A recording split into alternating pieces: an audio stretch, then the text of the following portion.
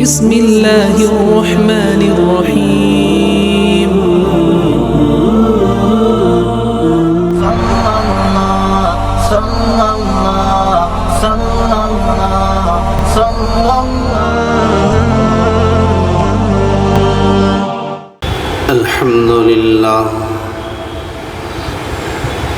الحمد لله الذي رفع السماء بقدرته ودحى الأرض بمشيئته وخلق الأرض بإرادته واستوى على العرش بقوته وأشهد أن لا إله إلا الله وحده لا شريك له وأشهد أن سيدنا ومولانا محمدا عبده ورسوله أما بعد فأعوذ بالله من الشيطان الرجيم بسم الله الرحمن الرحيم ثم أورثنا الكتاب الذين اصطفينا من عبادنا وقال تعالى في مقام آخر ومن يؤت الحكمة فقد أوتي خيرا كثيرا وما يذكر إلا أولو الألباب صدق الله العلي العظيم. وقال النبي صلى الله عليه وسلم إن الله وملائكته وأهل السماوات والأرض حتى النملة في جحرها وحتى الحوت في الماء ليصلون على معلم الناس الخير أو كما قال رسول الله صلى الله عليه وسلم اللهم صل على محمد وعلى آل محمد وبارك وسلم اللهم بارك على محمد وعلى آل محمد وبارك وسلم تسليما كثيرا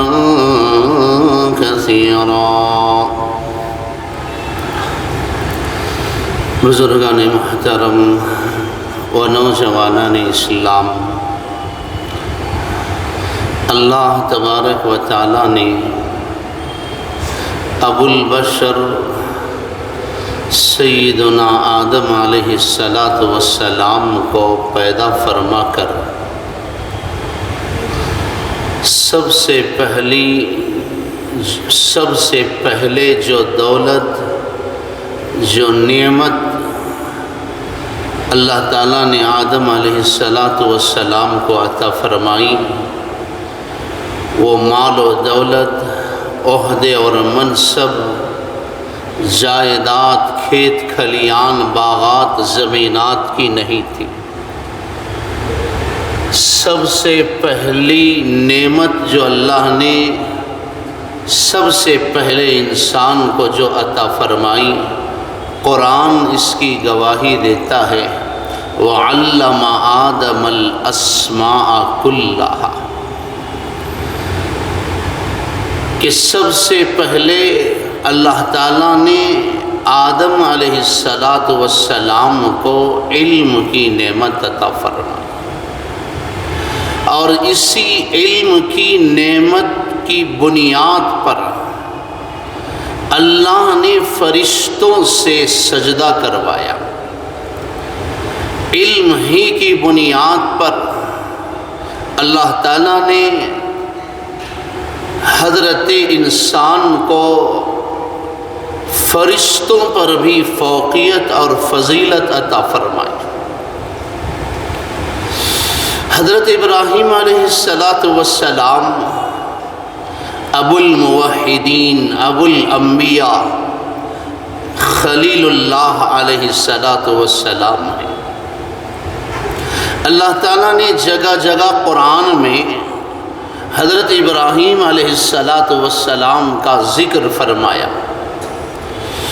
بطور خاص قرآن مجید کے 16ویں پارے میں فرمایا وَاذْكُرْ فِي الْكِتَابِ إِبْرَاهِيمَ إِنَّهُ كَانَ صِدِّيقًا نَبِيًّا إِذْ قَالَ لِأَبِيهِ يَا أَبَتِ لِمَ تَعْبُدُ مَا لَا يَسْمَعُ وَلَا يُبْصِرُ وَلَا يُغْنِي عَنْكَ شَيْئًا يَا أَبَتِ إِنِّي قَدْ جَاءَنِي مِنَ الْعِلْمِ مَا لَمْ يَأْتِكَ 5-6 سال کا بچہ اپنے باپ آزر کے سامنے تقریر کرتا ہے، سچائی کا اعلان کرتے ہوئے، حق کا اظہار کرتے ہوئے کہتا ہے ابا جان میں جانتا ہوں کہ آپ بڑے مالدار ہیں اور صاحب حیثیت صاحب رسوخ ہیں، بادشاہ وقت نمرود کے دربار میں آپ کی بڑی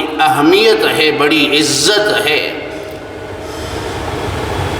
پورے ملک میں آپ کی شہرت ہے، لیکن ان تمام چیزوں کے باوجود آپ حقیقی دولت اور نعمت سے محروم ہیں۔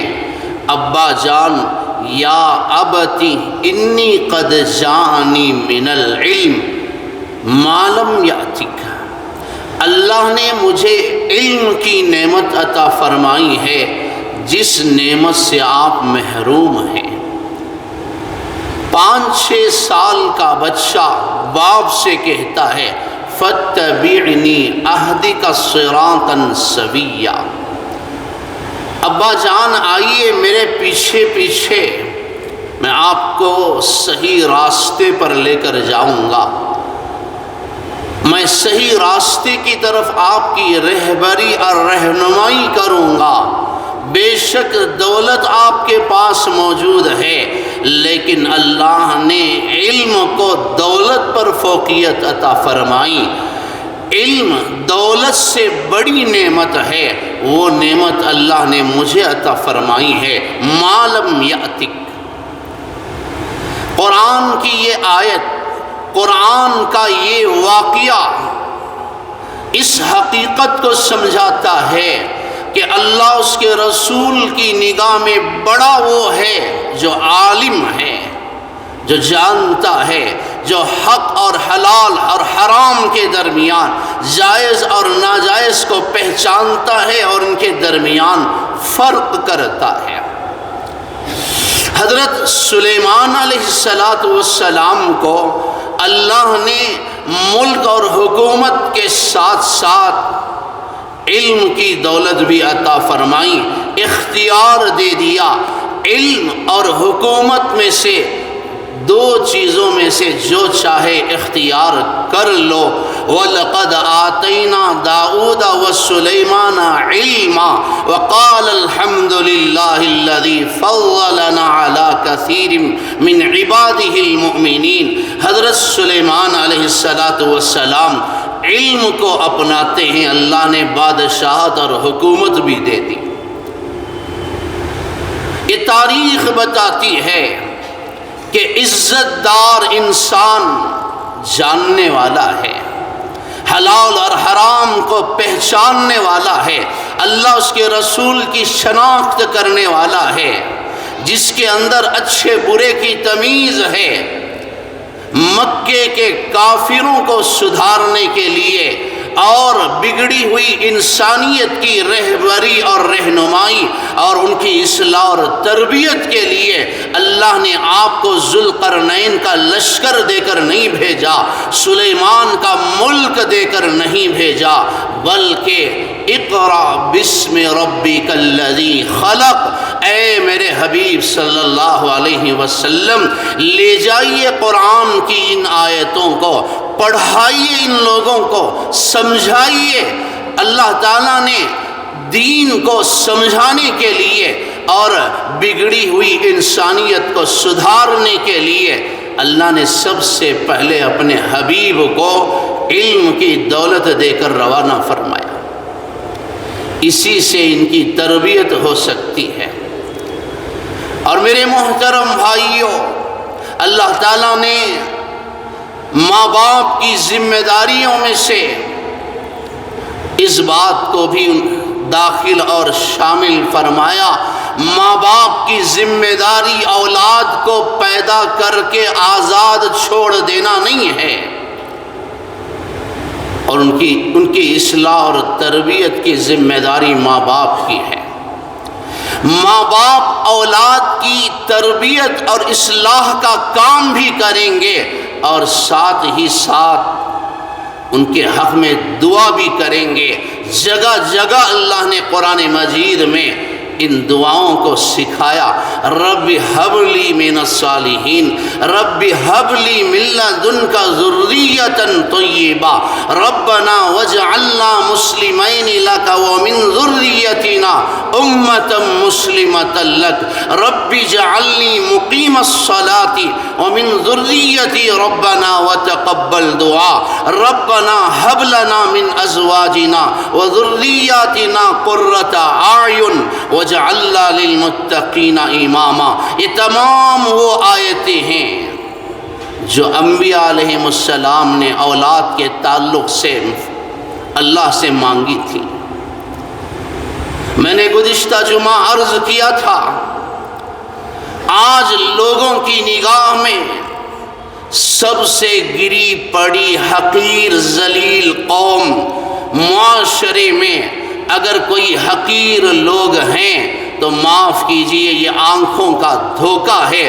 اللہ نے حقیقی بصیرت کے ساتھ ساتھ ایسے لوگوں کو بصارت سے بھی شاید محروم کر دیا کہ وہ لوگ اس مقدس جماعت کے مقام اور مرتبے کو، ان کے مقام عظمیٰ اور رتبہ بلند کو پہچان نہیں سکے۔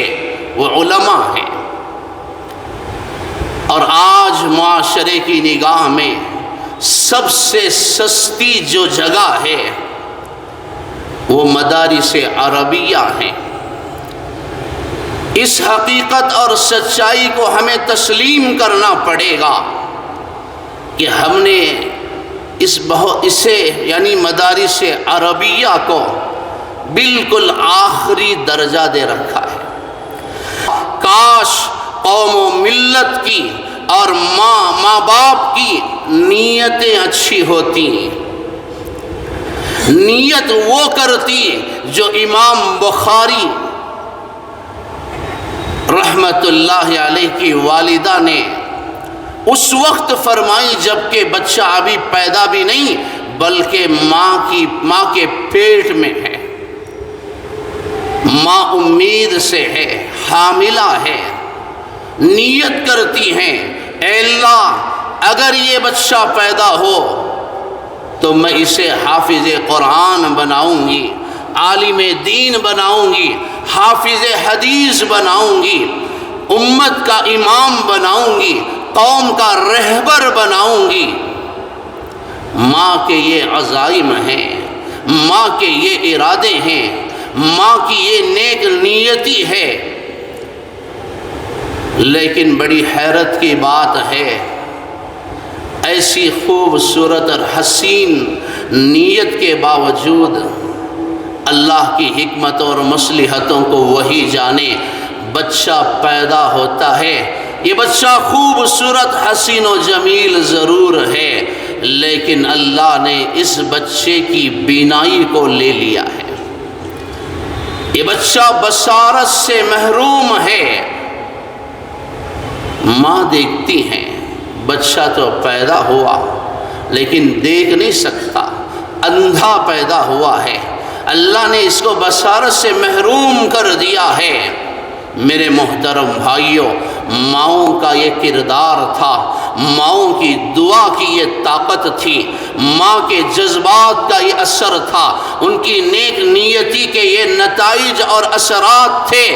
ماں سر سجدے میں رکھ کر اللہ سے گلہ کرتی ہیں، دعا کے ساتھ ساتھ اللہ سے گلہ کرتی ہے کہ اے اللہ میں نے تو تجھ سے حافظ قرآن کو مانگا تھا، میں نے تو تجھ سے حافظ حدیث کو مانگا تھا، میں نے تو تجھ سے قوم کے رہبر کا سوال کیا تھا، اے اللہ میں نے تو ممبر و محراب کے مقام پر کھڑے ہونے والے امام کا میں نے تجھ سے سوال کیا تھا، امت کے امام کی میں نے تجھ سے دعا مانگی تھی، اے اللہ یہ بچہ خود اندھا ہوگا، آنکھوں سے محروم ہوگا، بینائی سے محروم ہوگا، تو قوم و ملت کی رہنمائی رہبری کیسے کرے گا؟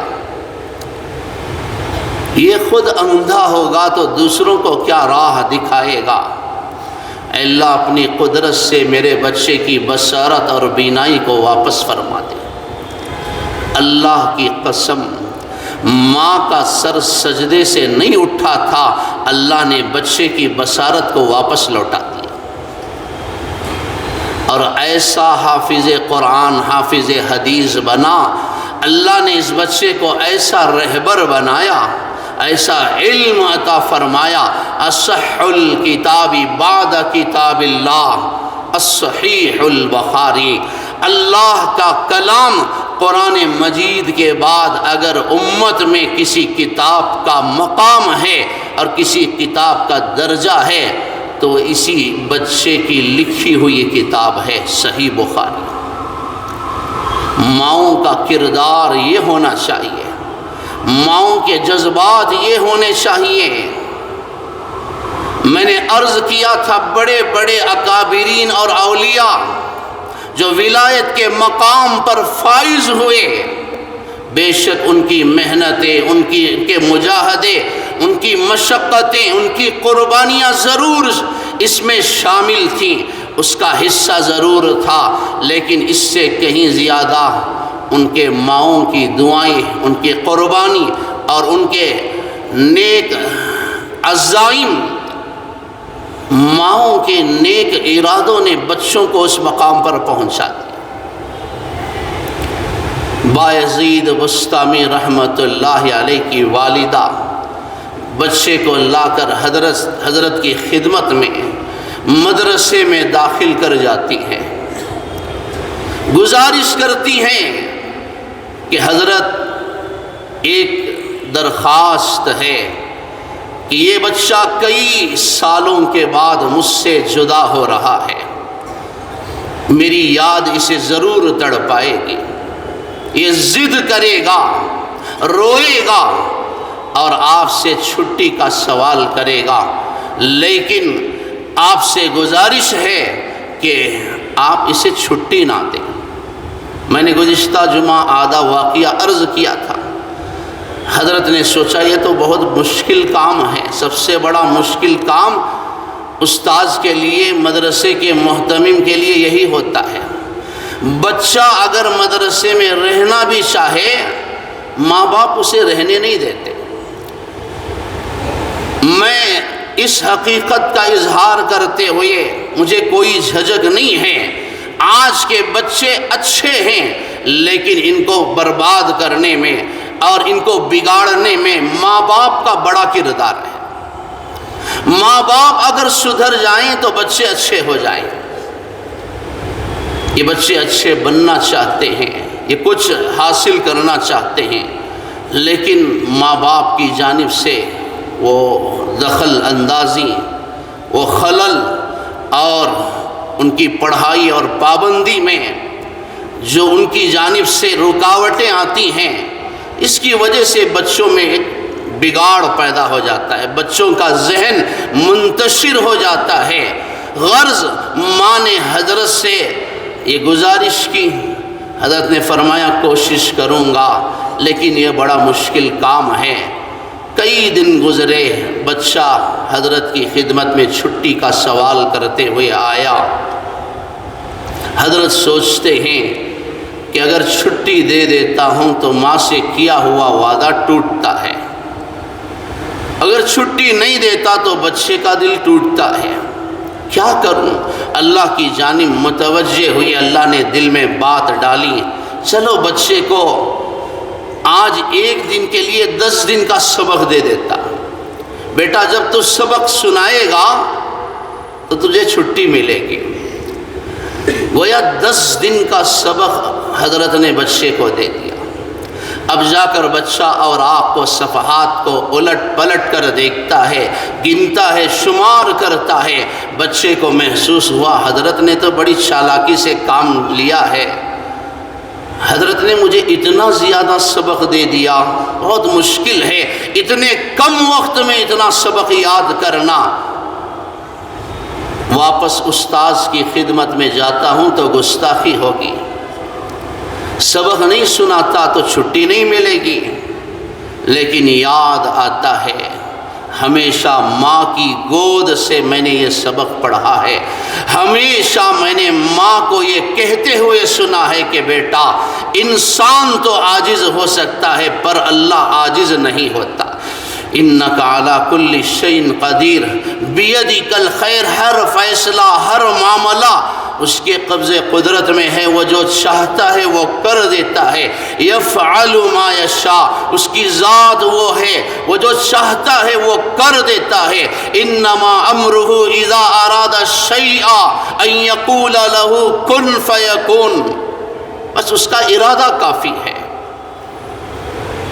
2 رکعت نماز پڑھ کر بچہ اللہ سے دعا مانگتا ہے، اے اللہ میں تو مجبور ہوں پر تو مجبور نہیں ہے، یہ اس سبق کا یاد کرنا میرے لیے مشکل ہے پر تیرے لیے کوئی مشکل نہیں ہے۔ اللہ ماں کو دیکھنا چاہتا ہوں، گھر کی یاد آتی ہے، گھر جانا چاہتا ہوں، ماں کی صورت اس کا چہرہ دیکھنے اور اس سے ملنے کو دل تڑپتا اور ترستا ہے۔ اے اللہ اپنی قدرت سے یہ سبق مجھے یاد دلا دے۔ اللہ نے بچے کی دعا کی لاج رکھ لی، حضرت کی خدمت میں بچہ حاضر ہوا اور سبق سنا دیا۔ حضرت بھی حیران، یہ کیسا بچہ ہے، اور کیوں نہ ہو آئندہ چل کر اس بچے کے نام سے ہزاروں نہیں لاکھوں خانخواہوں کا نظام چلنا تھا۔ اللہ اس بچے سے دین کا بہت بڑا کام لینے والا تھا، یہ ولایت کے اعلیٰ مقام پر فائز ہونے والا بچہ تھا، یہ بچہ اولیاء کا سردار بننے والا تھا۔ کیوں نہ اللہ اس بچے کی دعا کو سن لیتا۔ حضرت نے حسب وعدہ سبق سن کر چھٹی دے دی۔ بچہ گھر پہنچا، دروازے پر دستک دیتا ہے، ماں نے پوچھا کون ہے؟ کہنے لگا آپ کا لخت جگر میں بایزید ہوں۔ کون بایزید؟ جاؤ میں اپنے بیٹے اپنے بایزید کو میں اللہ کے لیے وقف کر چکی ہوں، اور میں نے حضرت سے گزارش کی تھی جب تک یہ بچہ کسی درجے تک نہ پہنچ جائے اور کچھ اس کے اندر صلاحیت اور قابلیت پیدا نہ ہو جائے اسے چھٹی نہ دینا۔ حضرت مجھ سے کیا ہوا وعدہ توڑ نہیں سکتے، جاؤ دروازہ نہیں کھلے گا۔ بہت دیر ہو گئی، بچہ روتا رہا، دروازہ نہیں کھلا۔ روتے روتے یہ بچہ واپس مدرسہ آتا ہے، حضرت کی خدمت میں حاضر ہوا۔ حضرت نے دیکھا بچہ بہت مغموم ہے، پوچھا بیٹا کیا قصہ؟ بچے نے کہا کہ حضرت ماں نے گھر میں اندر لینے سے انکار کر دیا، پر حضرت میں آپ سے گزارش کروں گا آئندہ سے میں جتنی بھی ضد کروں یا جتنا بھی میں آپ کو تنگ کروں آپ مجھے چھٹی نہ دینا۔ اور ساتھ ہی ساتھ یہ بچہ حضرت سے استاذ محترم سے گزارش کرتا ہے، حضرت میری ماں بڑی تکلیف اٹھاتی ہے، محنت مزدوری کرتی ہے، چونکہ باپ نہیں تھے، اور میری ماں کا جذبہ ہے کہ میں کچھ بن جاؤں، میرے اندر کچھ قابلیت، صلاحیت اور صالحیت پیدا ہو جائے، مجھے وہ کچھ بنتا ہوا اور کسی منزل پر کھڑا مجھے وہ دیکھنا چاہتی ہیں۔ حضرت آپ میرے لیے دعا کریں کہ میں کوشش تو کروں گا، کرنے والی ذات اللہ کی ہے، پر آپ میرے لیے دعا کریں کہ اس مشکل کام کو، اس مرحلے کو اللہ میرے لیے آسان کرے، جا بیٹا میں تیرے لیے دعا کروں گا۔ حضرت نے سمجھا کر بچے کو بھیج دیا۔ میرے محترم بھائیو، علماء فرماتے ہیں 16 سال گزر گئے، 16 سال گزر گئے، یہ بچہ پھر گھر واپس نہیں گیا، اور ماں نے بھی اللہ کے لیے اسے وقف کر دیا۔ 16 سال کا عرصہ گزرتا ہے، حضرت تہجد کی نماز سے فارغ ہو کر تھوڑی دیر کے لیے آرام فرماتے ہیں۔ نیند کا ایسا غلبہ کہ حضرت پر اونگ طاری ہو گئی، مجبور ہو کر آپ سو گئے۔ خواب میں میرے اور آپ کے آقا حضرت محمد مصطفیٰ صلی اللہ علیہ وسلم کی زیارت ہوتی ہے، اور خواب میں استاذ سے کہا جاتا ہے یہ جو بچہ آپ کی خدمت میں آیا ہے کچھ بننے کے لیے، اور اس کی ماں کے جذبات ہیں اسے کچھ بنتا ہوا دیکھنے کے۔ خواب میں استاذ کو خبر اور اطلاع دی جاتی ہے کہ اب اس بچے کی تربیت مکمل ہو چکی ہے، اب یہ بچہ اس مقام پر پہنچ چکا ہے جہاں اس کی ماں کے عزائم تھے، اب وہ بچہ اس منزل پر وہ فائز ہو چکا ہے جس منزل پر اس کی ماں اسے دیکھنا چاہتی تھی۔ لہٰذا اب اس بچے کی واپسی کی آپ تیاری کریں اور اسے چھٹی دے کر اسے گھر روانہ کریں۔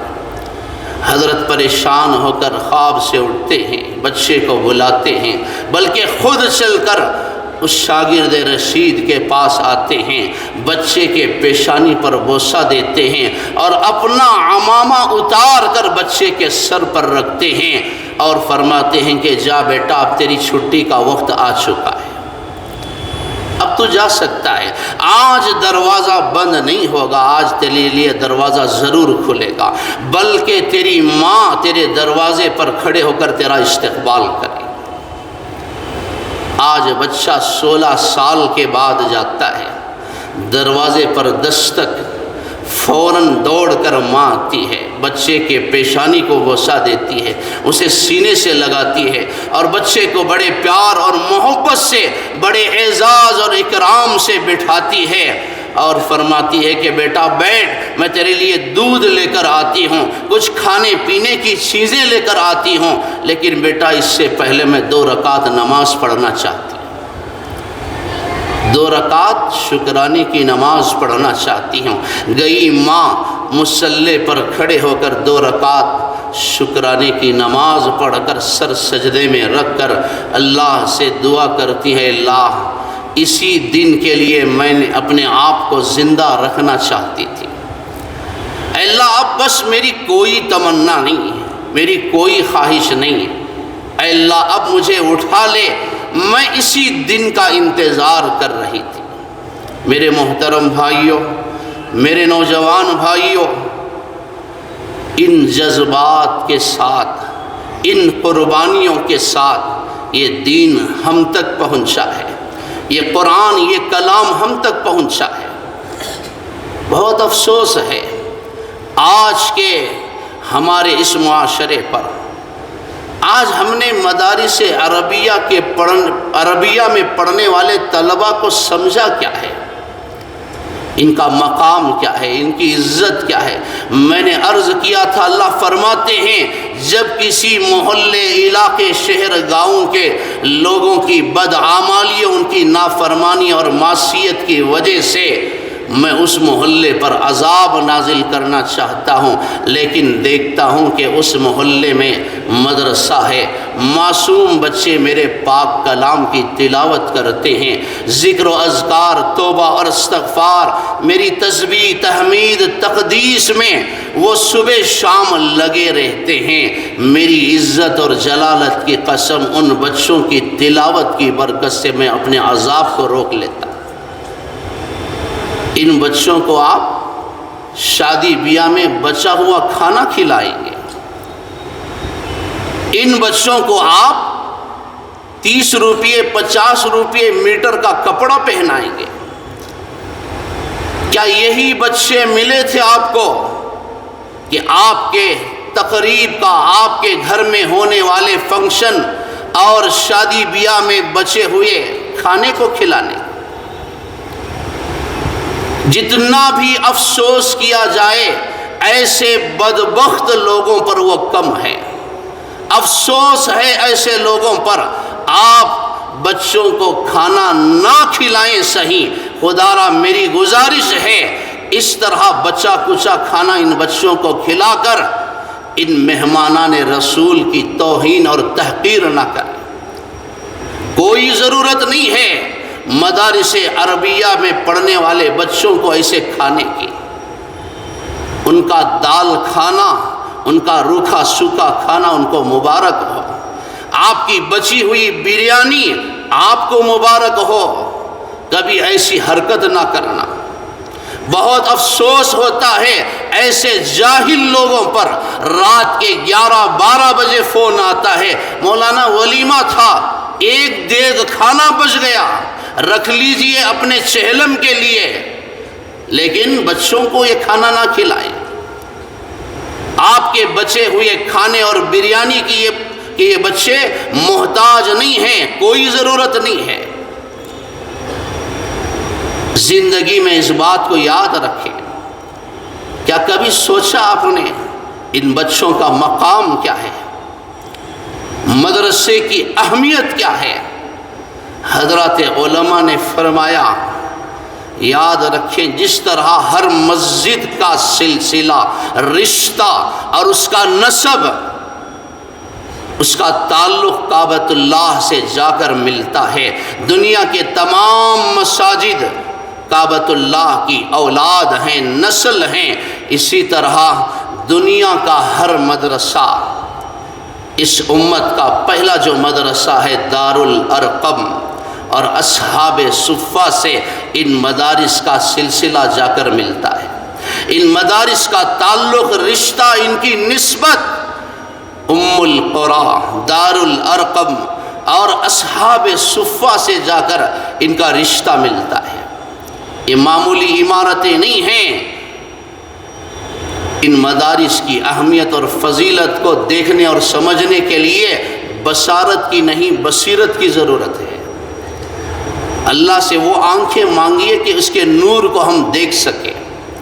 اور یاد رکھنا، ان مدارس عربیہ میں پڑھانے والے اساتذہ کا سلسلہ، استاذ در استاذ، یہ سلسلہ جا کر انبیاء علیہم السلام سے، میرے اور آپ کے آقا حضرت محمد مصطفیٰ صلی اللہ علیہ وسلم سے جا کر ملتا ہے۔ جن اساتذہ کو تم 8,000، 10,000، 12,000 روپیے میں لے کر اپنے باپ کا نوکر اور غلام سمجھ کر کام لیتے ہو، جن کی توہین اور تحقیر کرتے ہو، جن کو بے عزت اور ذلیل کر کے تم کام لیتے ہو، ان کا سلسلہ انبیاء سے جا کر ملتا ہے۔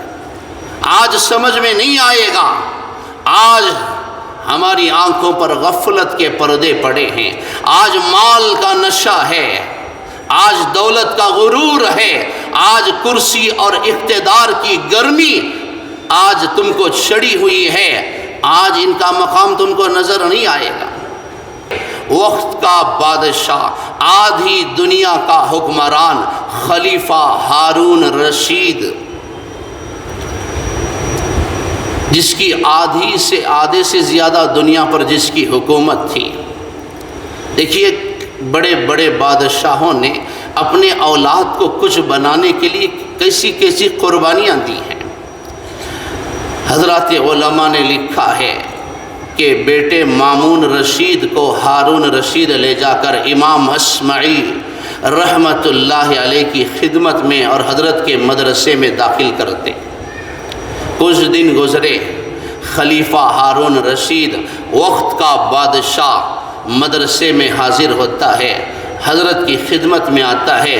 جب ہارون رشید مدرسے کے اندر قدم رکھتے ہیں، نگاہ پڑتی ہے کہ حضرت امام اصمعی رحمت اللہ علیہ وضو فرما رہے ہیں، اور مامون رشید شہزادہ بادشاہ کی اولاد بادشاہ کا بیٹا اپنے ہاتھ میں لوٹا لے کر پانی ڈال رہا ہے۔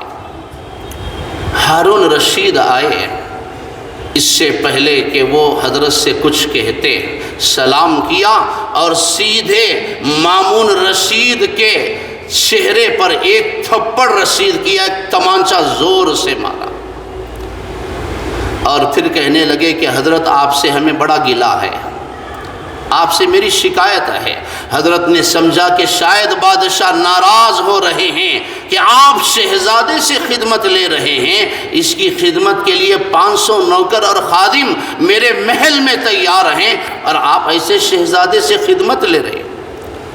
حضرت نے سوچا کہ شاید بادشاہ کو غصہ آ گیا کہ میرے بیٹے سے استاد خدمت لے رہے ہیں۔ حضرت نے پوچھا کہ بادشاہ جہاں پناہ کیا شکایت ہے، کیا گلہ ہے؟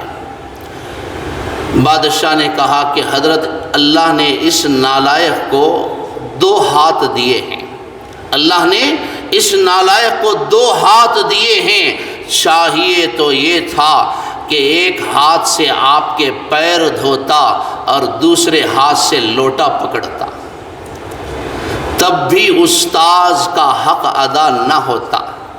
اس نے تو گستاخی کی ہے، یہ بدمعاش، اس نے استاذ کی شان میں گستاخی کی، یہ دونوں ہاتھوں سے پانی ڈال رہا ہے اور آپ پیر دھو رہے ہیں، ایک ہاتھ سے پیر دھوتا اور ایک ہاتھ سے پانی ڈالنا چاہیے تھا، اللہ نے اسے 2 ہاتھ دیے۔ میرے محترم بھائیوں، جب قومیں زندہ ہوتی ہیں ان کے اندر احساس ہوتا ہے، علماء کا احترام ہوتا ہے، مہمانان رسول کی عزت ہوتی ہے، قرآن اور حدیث کا احترام اور عقیدت اور اس کی فضیلت کا ان کو احساس ہوتا ہے، تو اس طرح کے حالات سامنے آتے ہیں۔ کسی کالج اور اسکول میں عام طور پر ماں باپ کے تقدس کو نہیں پڑھایا جاتا، بہن بھائی کی عزت اور ان کے حقوق کو سمجھایا نہیں جاتا، انہی مدارس عربیہ میں ان کو پڑھایا جاتا ہے۔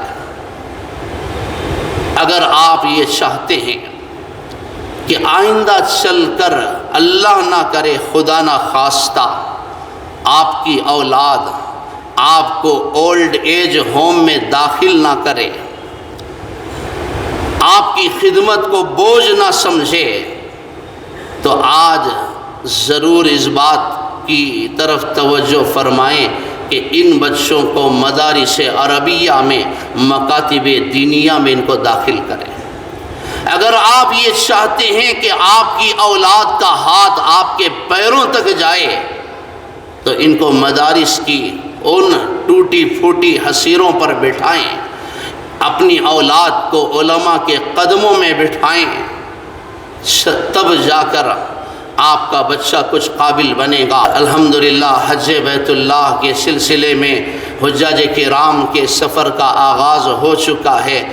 حج کے تعلق سے انشاءاللہ آئندہ جمعہ حضرات کی خدمت میں قرآن اور حدیث کی روشنی میں جو باتیں ہیں عرض کروں گا۔